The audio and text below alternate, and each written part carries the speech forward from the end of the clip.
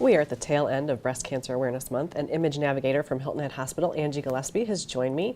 Angie, talk to us about exactly what an Image Navigator does. An imaging navigator actually navigates the patients through anything that they may need extra other than a screening mammogram, and kind of educates them and gets them through anything that might be difficult that they might have to go through, you know, just because of having a screening mammogram.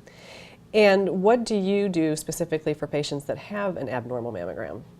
I call all of the patients whenever they have their screening mammograms. Any of them that are abnormal, I call the patients, have them get an appointment to come back for any additional imaging.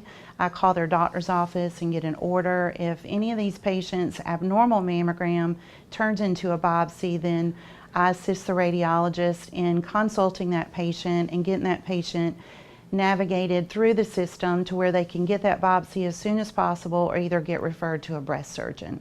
Well, and you and I chatted a little bit before we started filming, and also just because somebody gets called and they do have an abnormal mammogram, that doesn't necessarily mean something's horrible right then and there. So you kind of talk them off that cliff before they go back for that second appointment.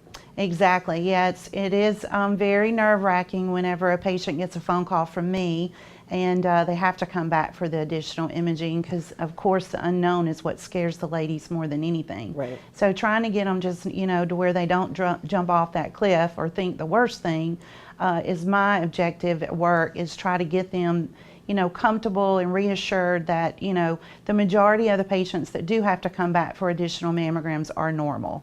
And would you say that's probably the most important part of your job, or what would you say is the most important part of your job?